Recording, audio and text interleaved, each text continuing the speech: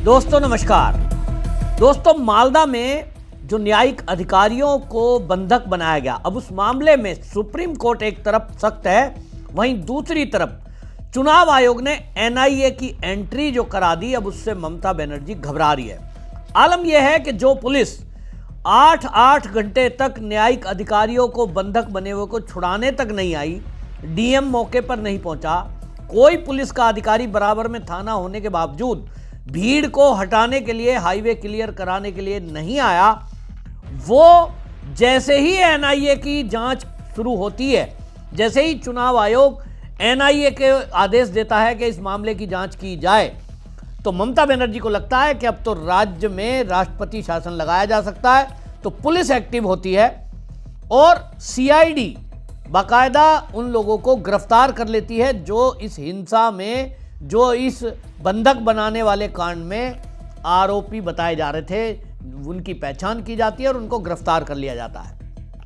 ममता बनर्जी फिर से एक बार लोगों के बीच आई और ममता बनर्जी कह रही हैं, साहब ये तो लॉ एंड ऑर्डर तो मेरे हाथ में है ही नहीं, ये तो ट्रांसफर सारे के सारे चुनाव आयोग ने किए हैं। तो फिर ममता बनर्जी उसका श्रेय क्यों ले रही हैं? वो कहती हैं, साहब एनआईए नहीं पकड़ पाई अपराधियों को, आरोपियों को, मेरी सीआईडी ने पकड़ा। तो भाई आपकी सीआईडी ने, कैसे आपकी सीआईडी हो गई?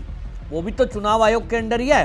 बहरहाल आपको बताऊं मामला क्या है कि ये सबने देखा, न्यायिक अधिकारी जो सारी बात को देख रहे थे मालदा के अंदर, वो सीजेआई और जो कलकत्ता हाई कोर्ट है उसके भी चीफ जस्टिस, दोनों की नज़र में एक बात तो आ गई कि ये जो चुनाव हो रहा है, ये जो एसआईआर हो रही है, इसमें राज्य की जो पुलिस है वो तो टीएमसी के कार्यकर्ता की तरह काम कर रही है, वो गुंडे बदमाशों के साथ मिली हुई है, वो निष्पक्ष चुनाव ना निष्पक्ष एसआईआर होने देगी। तो फिर क्या किया जाए? इसीलिए मालदा में एनआईए की एंट्री हुई है। अब एनआईए क्या करेगा? एनआईए आपको पता है आतंकवादी गतिविधियां, उस टाइप के कुछ केसों को डील करता है, लेकिन विशेष परिस्थिति में उनको बुलाया गया है। उसका कारण क्या है कि वहां बड़ी संख्या में बांग्लादेश से आए हुए घुसपैठिए हैं। इंटेलिजेंस को कुछ इस तरह के इनपुट मिले हैं कि ये जो चुनाव का दौरान आ रहा है, बड़े नेता, आप देखते हैं कि होता क्या है, जगह जगह रैली होती हैं, मोदी जी भी जाएंगे, अमित शाह वहीं पे हैं, बड़े नेता आएंगे, किसी भी बड़ी रैली में बम विस्फोट और कोई बड़ी वारदात करके इस चुनाव को डिस्टर्ब किया जा सकता है। और इसलिए इस इनपुट के आधार पर पूरी मालदा को अब छानने का काम एनआईए करेगा। मुद्दा केवल न्यायिक अधिकारियों के हिरासत का नहीं है, मुद्दा इससे भी बड़ा है। कोई गिरोह ऐसा पीछे है जिसने मिनटों में 1000 की भीड़ वहां इकट्ठी कर दी और उसी सब सोर्सेज को संभालने के लिए एनआईए ने मोर्चा संभाला है। तो अगर इस मामले में सबूत के साथ टीएमसी का हाथ मिल जाता है एनआईए को, तो निश्चित समझ लीजिए कि फिर एक तरफ तो नेता जेल जाएगा ही जाएगा टीएमसी का, लेकिन पूरे चुनाव पे प्रभाव पड़ेगा कि जो सरकार यहां 15 साल से चल रही है, जो ममता दीदी यहां बंगाल को एक कहना चाहती थी, मां माटुई मानुष की बात कर रही थी, ये तो यहां दहलाने की कोशिश है, लोगों को मारने की कोशिश है।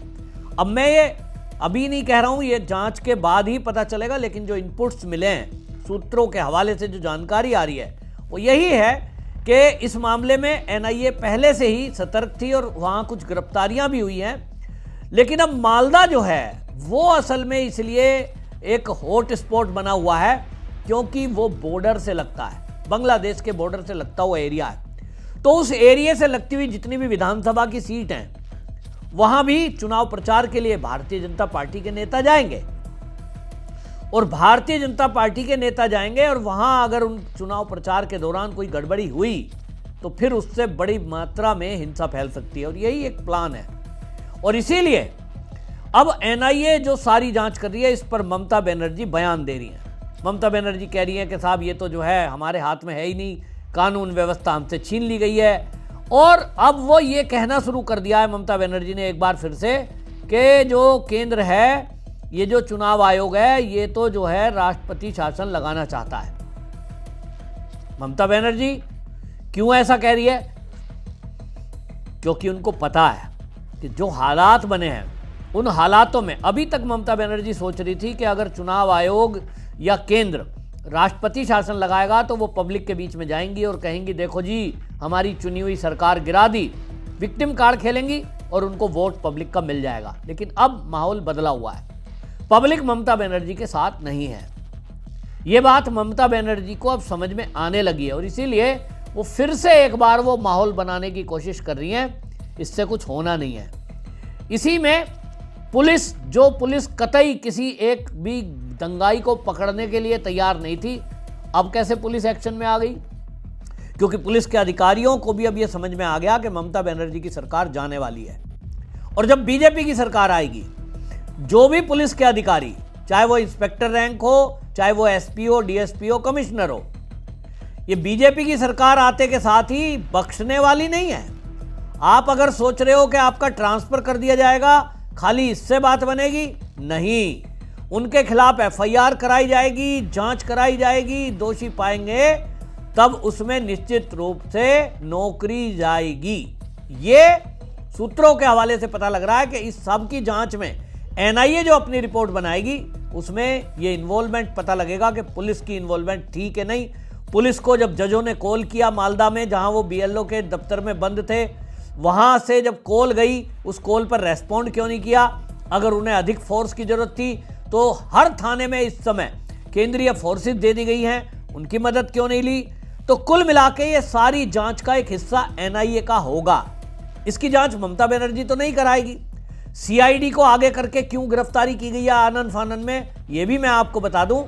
उनको लग रहा है कि अगर कहीं ऐसा होता कि ये फरार हो जाते, ये जो लोग फरार हैं, तो एनआईए गिरफ्तारी के टाइम पे एनकाउंटर भी कर सकती है। तो कहीं ना कहीं अपराधियों ने बचने के लिए बंगाल की पुलिस का सहारा लिया है और वो जेल के अंदर है तो सेफ है। उनको लग रहा है वहां तो कोई छेड़ नहीं सकता, बल्कि वहां तो रोज माछ खा रहे होंगे, वो आराम से दाल माछ खा रहे होंगे, उनको तो खातिर हो रही है वहां। तो उनको लग रहा है जेल सुरक्षित है, ममता बनर्जी की पुलिस के पास है तो वो अपने घर में ही है, ऐसा समझो। अगर उनको कोई केंद्रीय फोर्स पकड़ती है तो उनकी जान को खतरा हो सकता है, ऐसा उत्तर प्रदेश में भी लोगों ने देखा है। तो वो सीआईडी ने जो गिरफ्तार किए हैं और जो पुलिस गिरफ्तार करके लोगों को ले जा रही है, वो इसलिए जा रहे हैं क्योंकि इन गुंडों को, बदमाशों को ये पता है कि ममता बनर्जी की पुलिस में उनका कुछ बिगड़ना नहीं है। लेकिन एनआईए इनको छोड़ने वाली नहीं है। ये अब केवल एक बात हो गई है क्योंकि वो अब कानूनी प्रक्रिया से जाएंगे। एनआईए उनको अगर लेगा कस्टडी में अपनी पूछताछ के लिए तो सबूत है, अब तो कोर्ट के जरिए जाएंगे। ये बहुत शातिर दिमाग का खेल है, इसके पीछे खेला गया कि हम कुछ हिंसा करेंगे, उसके बाद यदि दबाव बनता है तो पुलिस आकर गिरफ्तार कर ले, पुलिस में गिरफ्तारी दे देंगे। और ये बड़े बड़े बदमाशों को हमने देखा है कि जब उन्हें लगता है कि उनका एनकाउंटर हो सकता है तो वो अपनी गिरफ्तारी दिखा देते हैं। गिरफ्तारी से एक और बात होती है कि थाने में बंद हैं, जेल में अंदर बंद हैं, तो एक दस्तावेज बन गया, उसमें जो एड्रेस लिखा जाएगा वो चाहे बांग्लादेशी घुसपैठिया है, वो भारत का नागरिक बना हुआ है फर्जी दस्तावेज से, वो एक एंट्री हो गई। लेकिन एनआईए छोड़ने वाली नहीं है। एनआईए पूरी जांच करेगी कि यह आदमी घुसपैठिया है, यह आदमी बंगाल का रहने वाला है, यह भी जांच होगी। तो अब निश्चित रूप से एक तगड़ा एक्शन बंगाल में हो रहा है। न्यायिक अधिकारियों के अलावा अब आप देखिए सेना का भी मालदा में ट्रकों को रोका गया। तो ये ट्रकों को रोकना बता रहा है कि केवल ऑर्डर की देर है। केंद्रीय फोर्स को केवल ऑर्डर चाहिए, बदमाश तो 5 मिनट टिक नहीं पाएंगे। हमने देखा है कश्मीर के अंदर बड़े पत्थरबाज थे जो सेना के अर्धसैनिक बलों पे पत्थर मारा करते थे, लात घुसे। लेकिन जब केंद्र से ऑर्डर मिल गया कि जो चाहे जैसे हालात देखो आप खुद निपटो, तो उसके बाद पत्थर आएगा तो सीधी गोली आएगी, ये आदेश हो गए। आप एक सीआरपीएफ के आदमी को देख भी रहे होंगे जो ये कह रहा है भीड़ में कि अगर पत्थर मारोगे सीधा गोली मारूंगा। तो उनको ये आदेश है कि भाई आपको इसीलिए लगाया गया है कि पुलिस काम नहीं कर रही है। लेकिन इसमें और तेजी कब आएगी? जब राष्ट्रपति शासन लग जाएगा। राष्ट्रपति शासन कब लगेगा? जब इस तरह की घटनाएं अगर और होती रही। अब ये अभी तो एक तरफ चुनाव आयोग सख्त है, लेकिन एक के बाद एक घटनाएं आ रही हैं। अभी बंगाल में सरकारी नौकरी में जो लोग लगे हुए हैं वो टीएमसी का प्रचार कर रहे हैं। ये भी देखने में आया कि जो राज्य में अभी नए डीजीपी बने उनके कुछ पहले, यानी ये फेरबदल होने के कुछ ही घंटों पहले, ममता बनर्जी के आदेश पर टीएमसी के कई नेताओं को सिक्योरिटी दे दी गई। इसकी भी अब समीक्षा के लिए चुनाव आयोग ने कहा है। दूसरी तरफ आपको बता दूं, टीएमसी का प्रचार करने वाली ज्योत्सना खातून, उसको सस्पेंड कर दिया गया है और वो इसलिए किया गया कि वो खुलेआम टीएमसी का प्रचार कर रही थी।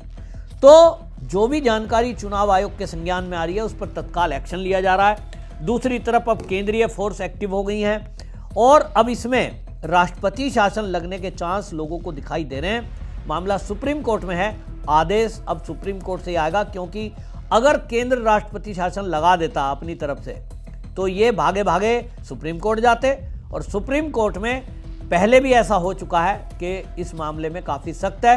तो इसीलिए केंद्र सरकार अब इंतजार में है कि इस पर सुप्रीम कोर्ट क्या आदेश देता है।